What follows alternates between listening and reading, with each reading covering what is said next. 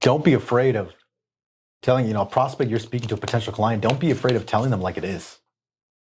Be upfront. I've had people that I've spoken with and they say, this is what I'm doing. I'm like, if it doesn't make sense, I'm going to tell them it doesn't make sense.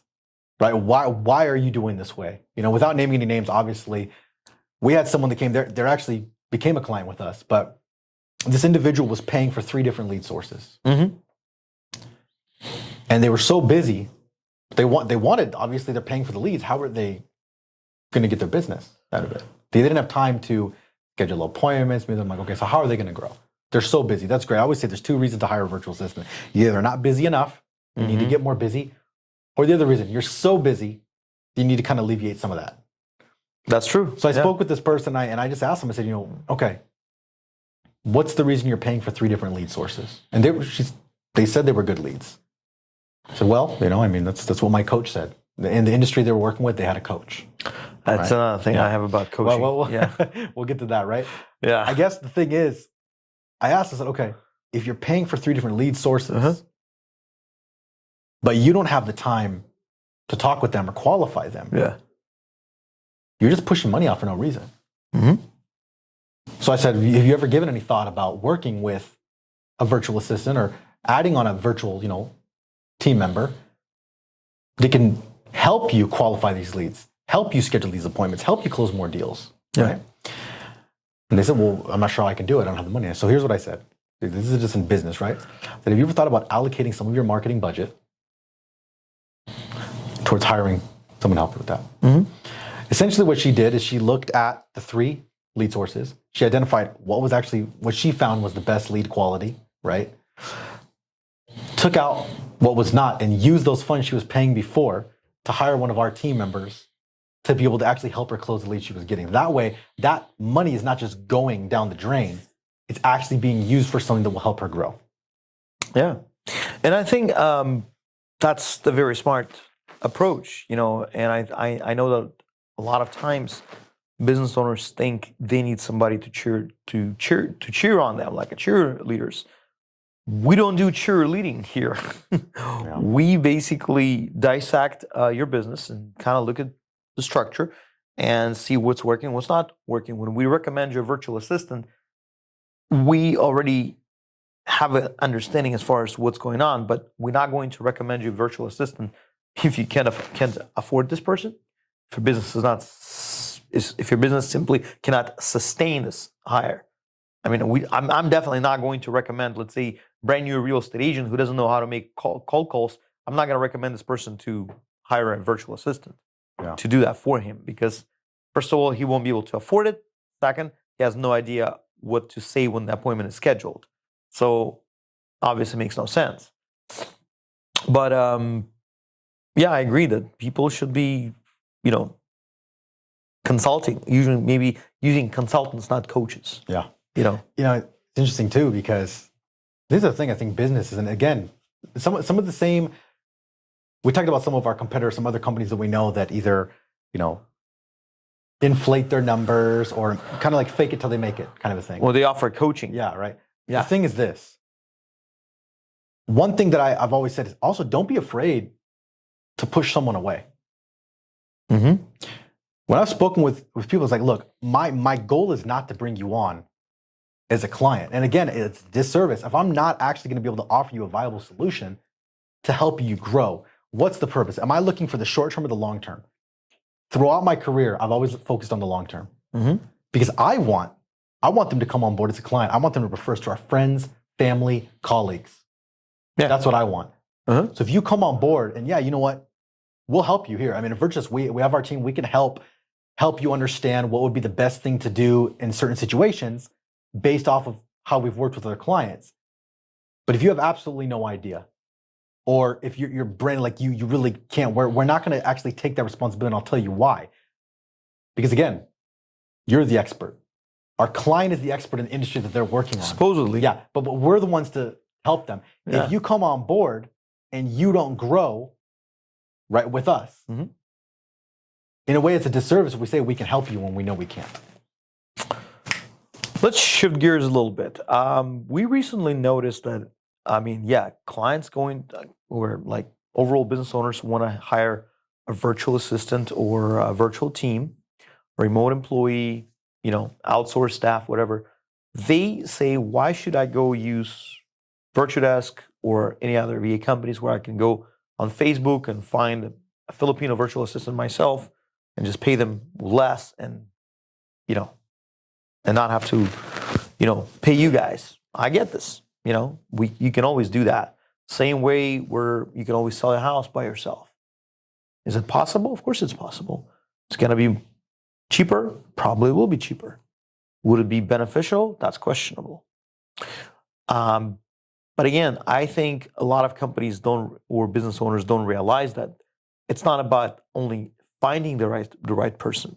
It's also about managing this right person, how you work with this person, training them, paying all their, not only what you send them monthly as a pay, you can use whatever, like PayPal or whatever, but also they need medical insurance, like health benefits, which you are here located in the United States, probably won't be able to get for somebody in the Philippines, health insurance without having corporate entity in the Philippines. Yeah. Same goes for, there's going to be a lot of stuff coming up, which somebody who's not familiar with the Filipino culture may just take it at face value, but we see through the bull crap that people come up with.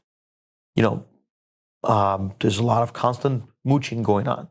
I mean, they gonna be asking you for cash advances. They're gonna be asking you for loans. They're gonna be grandma died, mom in jail, brother in the hospital, whatever. Always something comes up. Internet is down. They can come up with any sort of excuses just to get more money out of you. So we as a company, we obviously cut down on that. So when you hire a virtual assistant from like us, like Virtudesk, we're in this business where we say, okay, we're not an expert, but we are expert in that particular field of being the management service for outsourced staff. We know how to operate. We have good people on the ground over there. We have a corporate entity. We make sure that they're not being taken advantage of. We also protect the VAs.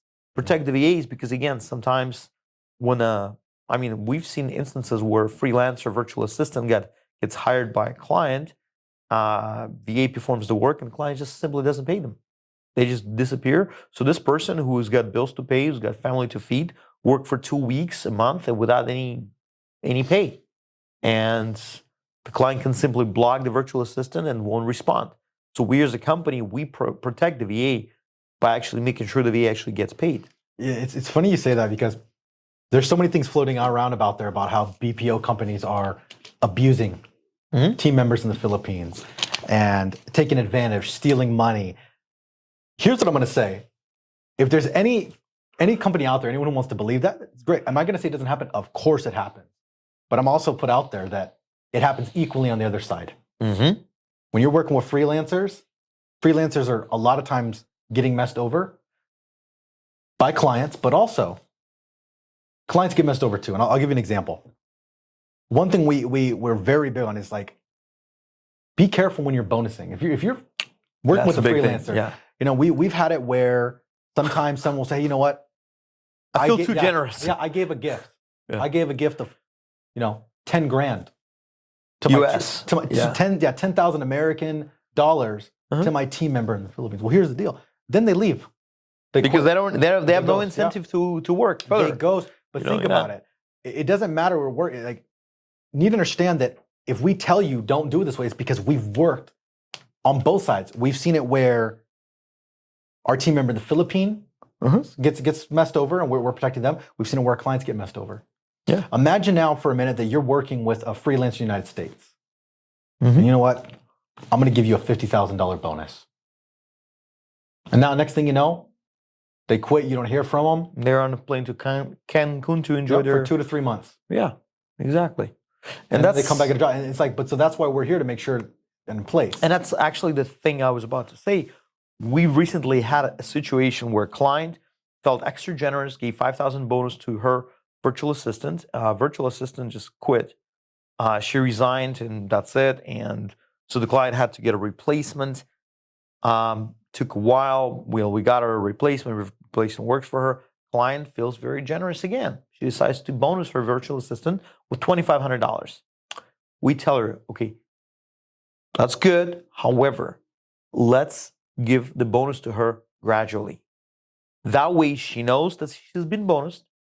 She knows she's acknowledged, but she gets it gradually over several months. That way she's got an incentive to stay and work. Otherwise, she can take the money, go to the province. 6 months, she'll leave comfortably.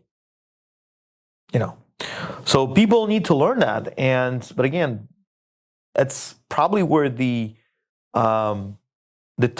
tectonic movement of different mentalities kind of meet. American mentality or Western mentality with Filipino mentality or Asian mentality, for that matter, where it's basically different cultures. And even though Filipino culture very susceptible to Western culture, very similar, but still there's some differences that Western people may not understand how Filipinos work, what's working, what's not working, and how to work with that realm where client doesn't get screwed. So that's another thing. Yeah, can you hire a freelancer yourself? Of course you can. Would they do a good job? Most likely they will. Most likely, sometimes it doesn't work. So again, it's even comparing it to U.S. employee. Yeah. If you had a U.S. employee here where the average salary for that position, we'll just say is $60,000 a year. Mm-hmm. I'm like, well, you know what? I want to pay them $300,000 a year. Do you really think that that's going to make? I don't know. To me, that doesn't make sense. Make him work better. It does not. It needs to be. It needs to make sense with the role as well.